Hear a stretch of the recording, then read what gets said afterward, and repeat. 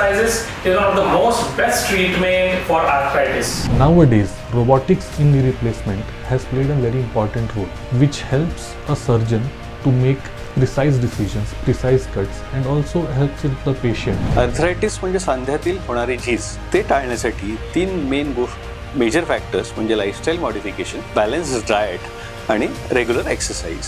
Operation केल्यानंतर आणि operation करण्याच्या अगोदर पेशंटनी रिहॅबिलिटेशन प्रोग्राम करायलाच पाहिजे.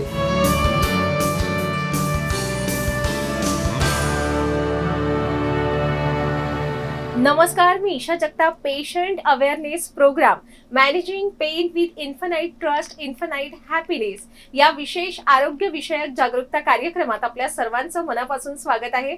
वर्ल्ड आर्थरायटिस डे अर्थात जागतिक संधिवात दिवसानिमित्त आपण हा खास कार्यक्रम आज आयोजित केलेला आहे, ज्याद्वारे आपण देशभरातील प्रसिद्ध अत्यंत आदरणीय अशा ऑर्थोपेडिक एक्सपर्ट्स कडून मार्गदर्शन मिळवणार आहोत संधिवात, सांध्यांचं आरोग्य आणि एकूणच ऑर्थोपेडिक केअर विषयी.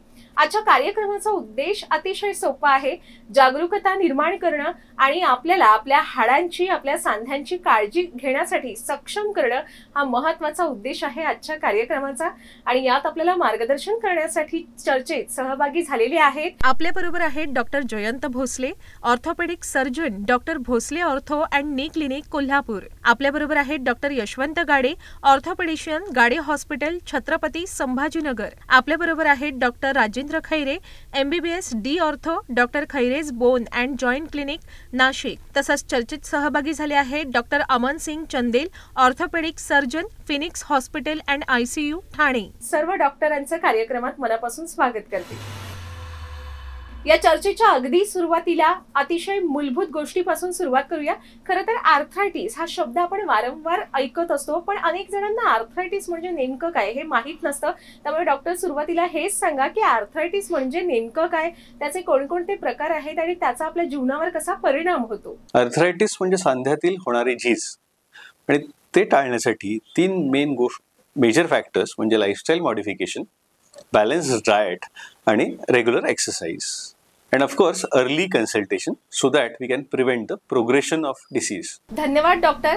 आम्हाला हे सुद्धा जाणून घ्यायचं आहे की रुग्ण आर्थरायटिस कशा प्रकारे टाळू शकतो आणि अगदी सुरुवातीच्या टप्प्यातच आर्थरायटिस आपण कशा प्रकारे नियंत्रित करू शकतो. ती टाळण्यासाठी आपण काय करू शकतो तर तीन मेन फॅक्टर्स आहेत. First is lifestyle modification, second is diet control and third is exercise. Lifestyle modification म्हणजे एक्झॅक्टली काय, गुडघ्याचं दुखणं असेल तर आपण मांडी घालून खाली न बसणं, कमोड वापरणं, जेवणासाठी डायनिंग टेबल चेअर वापरणं, ह्याच्यामुळे आपल्याला गुडघ्याला होणारी जी झीज आहे ती डिले होऊ शकतो. डिसीज प्रोग्रेशन आपण त्याला आळा घालू शकतो. Most important thing is diet. जेवणामध्ये आपण काय न घ्यायला पाहिजे त्याच्यावर भर देणं गरजेचं आहे. तळलेले पदार्थ, गोड आणि बेकरी प्रोडक्ट्स हे पूर्णपणे थांबवले गेले पाहिजेत. जेवणामध्ये बॅलन्स डाएट असणं गरजेचं आहे, ज्याच्यामध्ये आपल्याला प्रोटीनचं इंटेक जास्त असावं. म्हणजे थोडक्यात काय, आपण दळण करून आणताना गव्हामध्ये मिक्स्ड डाळी टाकणं, सोयाबीन त्याच्यामध्ये मिक्स करणं, जेवणामध्ये जवस आणि काही प्रमाणात बदाम वगैरे असणं हे गरजेचं आहे. तांदूळ हातसडीचं असणं हे फायद्याचं आहे. नॉनव्हेज घेत असेल तर त्याच्यामध्ये फ्राईड नॉनव्हेज टाळणं हे महत्वाचं राहील. उकडलेले पदार्थ, उकडलेलं नॉनव्हेज हे हेल्थसाठी चांगलं आणि प्रोटीन इंटेकचं प्रमाण चांगलं ठेवू शकतो. थर्ड आणि most important thing is exercise. तर सगळ्यात सोपा व्यायाम हा चालणं, सूर्यनमस्कार राहतो, जो आपण घरच्या घरी करू शकतो. घराच्या अवतीभोवती आपण चालू शकतो. जर आपलं एक्सरसाइज नसेल तर आपण सुरुवातीला 1.5 किलोमीटर to 1 किलोमीटरनी सुरुवात करणं आणि ग्रॅज्युअली आपल्याला 3-4 किलोमीटर चालणं आणि सूर्यनमस्कार बेसिकली 2 to 4 एक्सरसाइज सूर्यनमस्कारपासून चालू करून आपण 40 ते 50 सूर्यनमस्कारापर्यंत पोहोचणं. आणि हे जर 2 महिने झालं तर आपल्याला ओव्हरऑल फिटनेस, आपला टोन हा चांगला राहतो. तो बेसिकली आपल्याला हे with lifestyle modifications, proper diet आणि रेग्युलर सिम्पल एक्सरसाइजेसनी आपण आपल्या सांध्यांची हेल्थ चांगली ठेवू शकतो आणि जी होणारी झीज आहे ती आपण टाळू शकतो. Most important is early intervention. When you have complaints of your knee, see your nearby orthopedic surgeons. He will prescribe you with some medications, with some ideas of physiotherapy, and also he may advise you some intra-articular injections. The good news is Healthy joint is largely in our hands. Simple steps like maintaining weight, regular exercises or regular activity, early treatment can help keep your joint healthy and safer. जेव्हा ना आपण सांध्यांच्या आरोग्याविषयी बोलतो तेव्हा osteoarthritis ही अतिशय सामान्य स्थिती आहे असं आढळतं. डॉक्टर जरा याविषयी सांगा आणि यात रुग्ण आपल्या सांध्यांचं कशा प्रकारे रक्षण करू शकतो हे सुद्धा सांगा. Arthritis can be classified into three major types. One is osteoarthritis, second is rheumatoid arthritis, and third is gout. Talking about osteoarthritis, it is a kind of wear and tear that your body goes through because of aging, because of overweight or obesity, or because of some old sports injury that you might have had in the past. In osteoarthritis, there is thinning or wearing out of the cartilage, which is kind of a cushion of your joints. So the cushion of the joints, it goes through regular wear and tear and it starts becoming thin. When it starts becoming thin, your bones are exposed and they are rubbing against each other.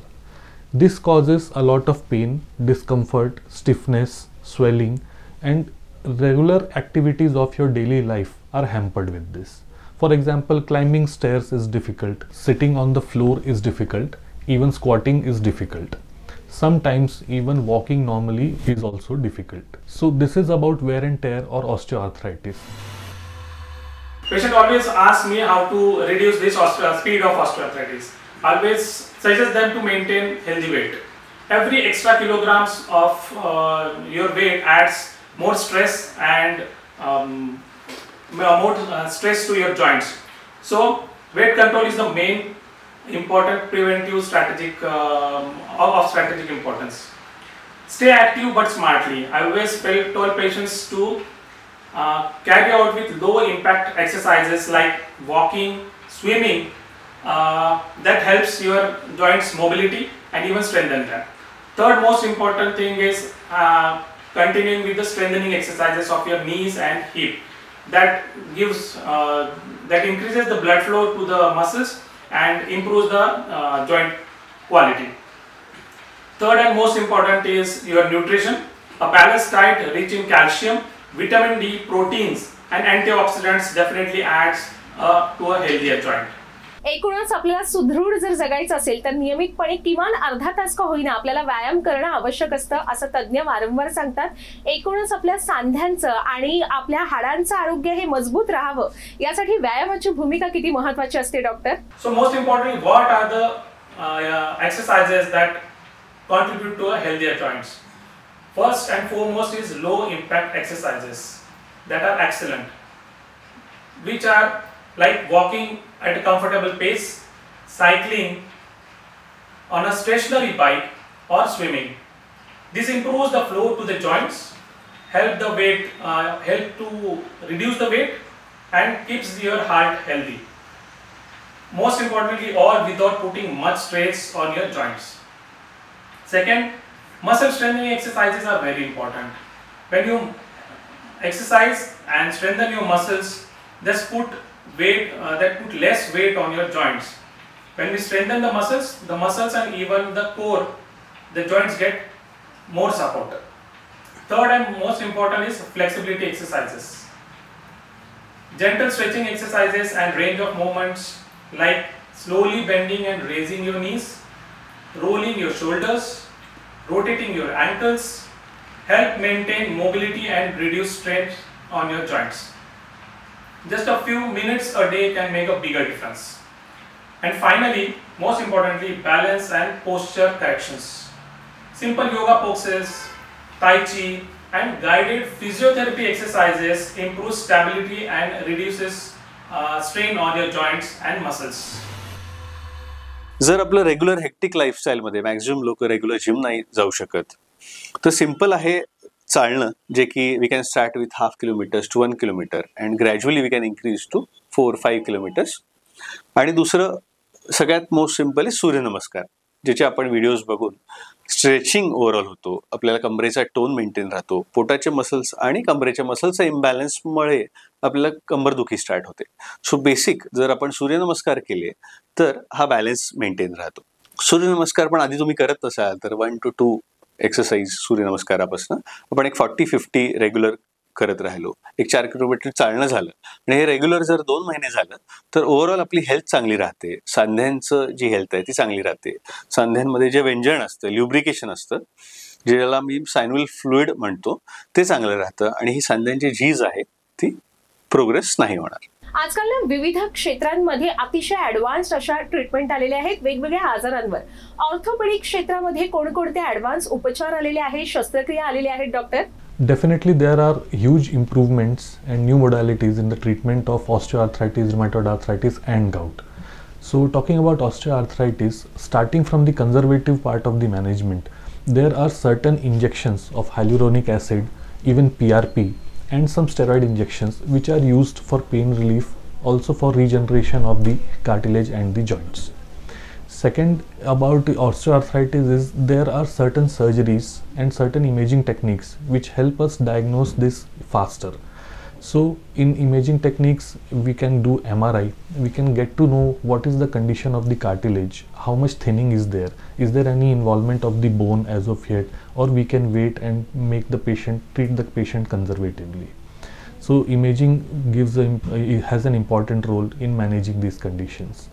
Secondly, going forward, if osteoarthritis is in advanced stage, then knee replacement is a technique that has been going on since ages, since a long time, but nowadays robotics in knee replacement has played a very important role, which helps a surgeon to make precise decisions, precise cuts, and also helps the patient, as they can be rest assured that they are getting the perfect and precise treatment in case of knee replacement.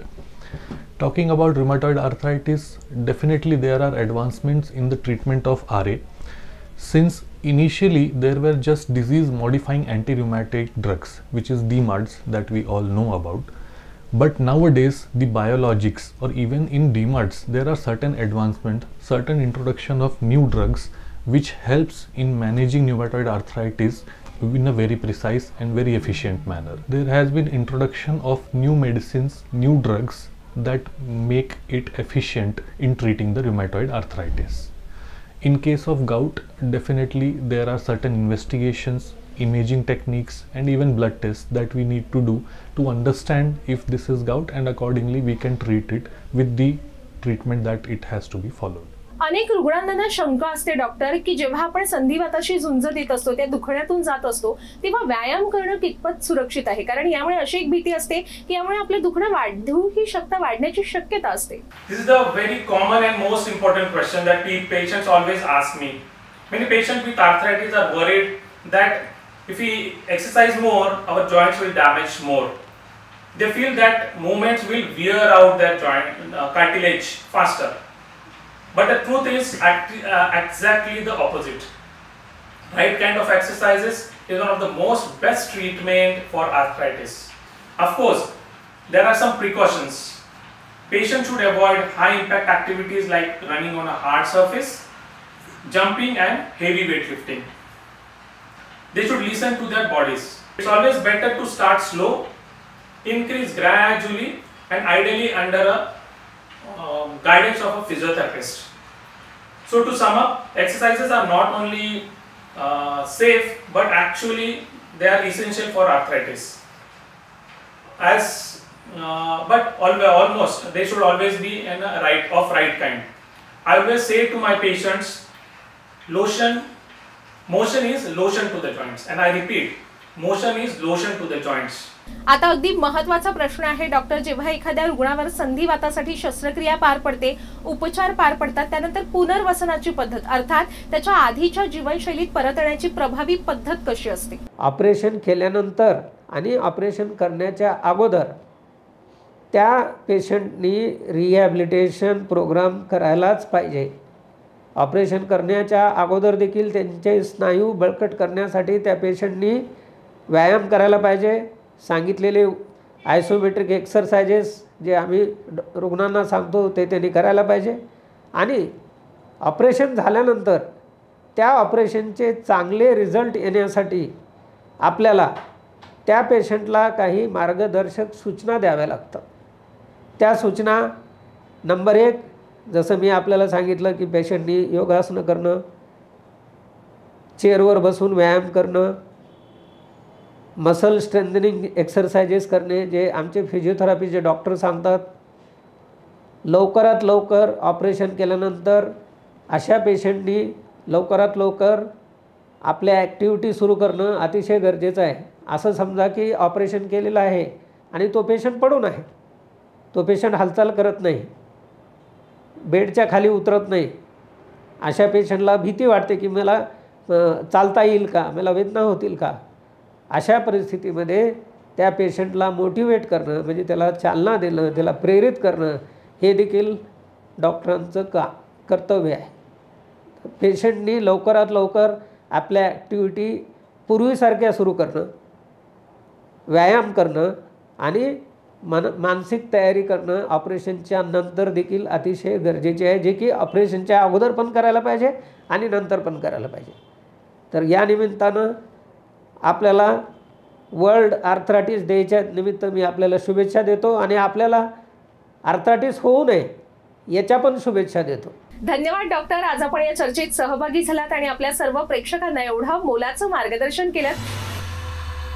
या सगळ्या चर्चेतून आम्ही एवढंच शिकलो की जागरूकता, वेळेत उपचार, जीवनशैलीतील काही सकारात्मक बदल आणि अद्ययावत उपचार, वैद्यकशास्त्रातील आधुनिक उपचार पद्धती, यामुळे आपण नक्कीच आर्थरायटिसशी अर्थात संधिवाताशी लढा देऊ शकतो, त्यावर मात करू शकतो.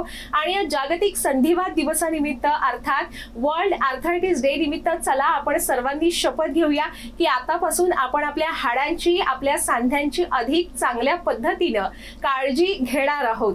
आणि या विशेष दिवसानिमित्त आजचं हे चर्चासत्र संपलेलं आहे. डॉक्टर, आपल्या सर्वांचं पुन्हा एकदा आभार आहे आणि त्याचबरोबर सर्वांनी आपापल्या आरोग्याची काळजी घ्यावी अशी मी सर्वांना मनापासून विनंती करते. नमस्कार.